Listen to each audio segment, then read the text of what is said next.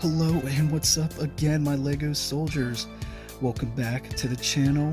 This is Lego Soldier 82 coming at you guys with the 8th upload of the channel. I just want to take a moment and thank you guys for all the new subscribers. Everybody's been liking, commenting on the videos. You guys are truly amazing. I appreciate everything you guys have been doing. You're making this channel really take off, and I'm just so thankful. So in this upload, what I'm going to be going over is so this upload's actually different than most uploads. It's going to be covering over my customized creations of Lego sets. So for this set being the Imperial Assault Hovertank, set number 75152. So this came out, I want to say back in 2016, the winter wave maybe, I don't quite remember, but this is, if you guys are paying attention, this is my favorite Lego Star Wars set that has come out recently. Absolutely my favorite. I felt like this was a steal. 385 pieces, retailed for $29.99. It's an incredible build. It's an Imperial tank, and you get so much awesome stuff with it. And most places sold it for like at a discounted price for like maybe $7 off. So you're getting a great deal. Like, it is still by far one of my favorite sets Lego has made. It's for the Empire, especially. So without further ado, let's jump on in. Alright guys, so right here I have the base model of the tank with just a few customizations. Like, I put the antenna, I swapped out that blaster and made it little stud launcher pieces. But this is what the base model looks like, and for my customized models. So what we have is a troop transport modification. Jeez, excuse me guys. All right, I have an anti-air oh my gosh, I am just not able to talk today. I have an anti-air configuration, anti-tank, anti-material configuration. So that's like a railgun or a particle accelerator cannon, and then I have a second troop transport version, and then I have a souped up special operations, like up armored version of the tank. So I'll go and review each for a brief amount of time. Alright guys, so I worked really hard to design this to fit within the parameters and the silhouette of the original model. As you can see, I barely increased the height. That was a real challenge, trying to incorporate this addition to it while keeping the sort of modularized build where you have this little side piece and this side piece removable, and I'll go ahead and show that to you. So as you can see guys, it just slides right off. It's pretty, it just slaps in and out just like the original. It's easily removable. So this, you can see, this is where I perform my modification, and it is down here. But, you know, it still has the same sort of driving cockpit. I have this little, I guess you could say, a little communication antenna. And so here you have the rear ramp, and then I have just a little hatch on top just to easily gain access to the little bay. See if we can get the light on that. So I have a few shadow troopers in there. So it has these little studs on the top and on the sides for you to put their little backpacks or guns. And you have these little clips to hold weapons to. But that's not really an ideal place to store your weapon outside of a vehicle, especially if you get ambushed. But it's just there, so if you want to have accessories, you can clip them on. So kind of keeps that aspect of the build. But this is probably my favorite version of the tank that I've made. It's just, I put a lot of work and a lot of thought into getting this to come out to sort of have the same aesthetic as the Lego model, and just preserving that look. So I felt like I did a pretty good job at it. And So yeah, so that's it.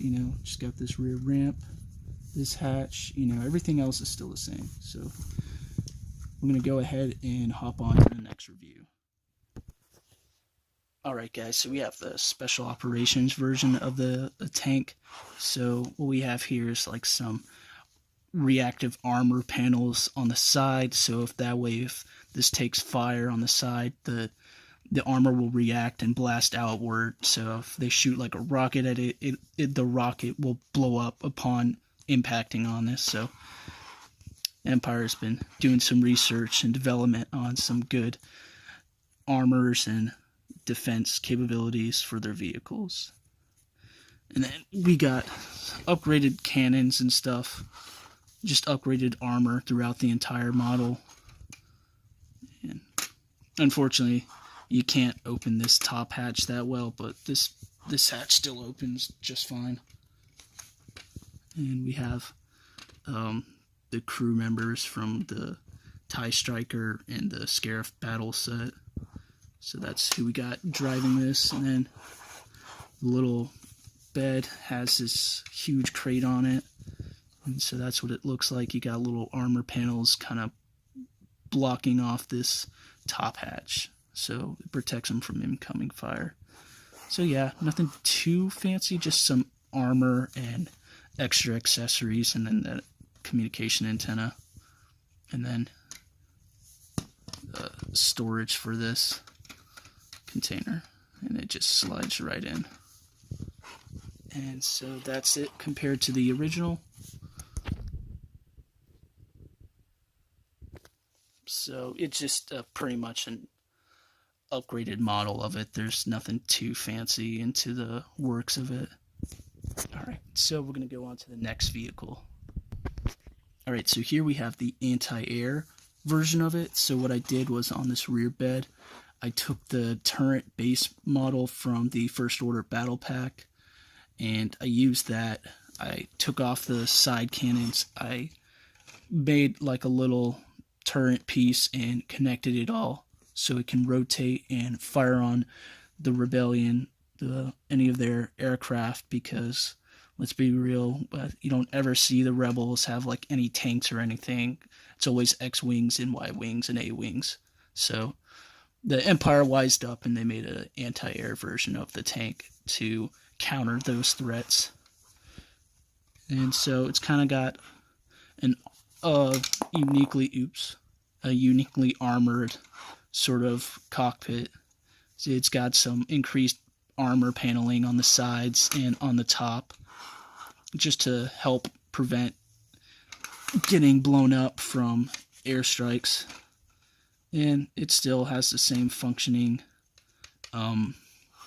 two hatches, except this little piece jutting out is actually hindering this from opening, but it's not a huge problem. And then back here we have the little control panel piece. So I figured, might as well put that in the back. Works out just fine. So that's the anti-air model. So, it's the same tank, just with anti-air turret attached on this little bed. Alright, and we'll go to the next model. Alright guys, so we have the final model the final customized model that I have created, and that is the anti-tank, anti-material version. So we got this sort of railgun like attachment on this bed, and it's just overall the same tank, just a little bit more armor pieces on the top, nothing too much.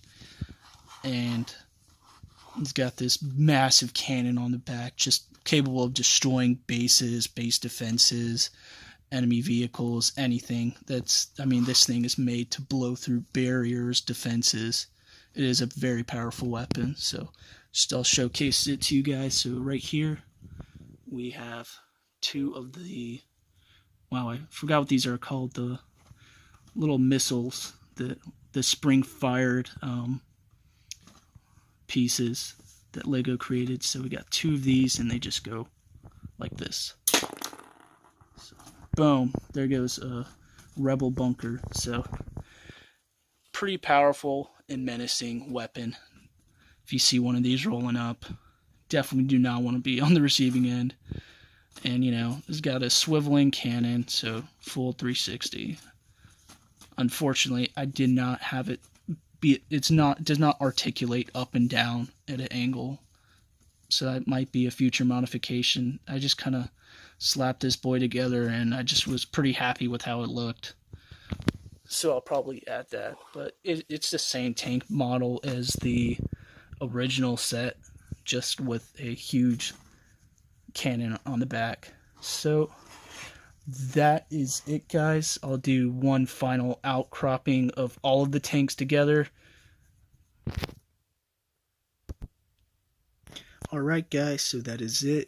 Thank you so much for stopping in, checking out the video. I hope you guys enjoyed it. I hope maybe these customized models helped inspire you guys to maybe make your own versions of these tanks or just any other vehicle that Lego puts out. So hopefully that gave you guys some new ideas. On that note, in my previous video, I mentioned that I wanted to make like a militarized version of the mobile lab on like Lego Digital Designer or Studio. I do intend to do that for my transport version of this model. So if you notice between this version and the earlier in the video, I have slightly different looks for this top part, but I'm gonna try and make a version of this on Lego Digital Designer or the Studio once I get a whole account and get that all set up. I'll make sure to make a video about that so you guys can follow and hopefully get the instructions and be able to have your own. So that's definitely a item for me to do for you guys in the future. So thank you again for stopping in, guys. Really appreciate all the support, all the likes, the commenting, the new subscribers. You guys are truly amazing. I hope all you Lego soldiers are having a great day or evening, whatever time you're seeing this. Hope you guys are doing great. Continue to have a blessed day. So without further ado, I'll see you guys in the next video.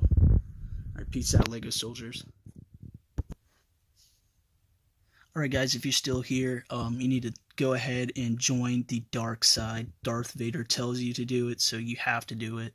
So that way you can be on the righteous side and saving the Star Wars universe. All jokes aside, guys, I hope you enjoyed the video. For future videos, so for the next video, it'll be a Lego set review, and for the 10th video, I'm thinking it will be my Lego Imperial Army, or it'll be a Tatooine update. So it'll be either of those. Make sure you guys stay tuned for that. Also, there should be a live stream coming up soon, so I hope to see you guys in that. So once again, thank you guys for staying this far in the episode. You know what? Go ahead, if you made it this far, go ahead and comment down below which of these models was your favorite, and if you would like to see me put out the instructions for all of them or whichever one. So go ahead and throw that down in the comments. Thanks again, guys. Look forward to seeing you soon. Peace out.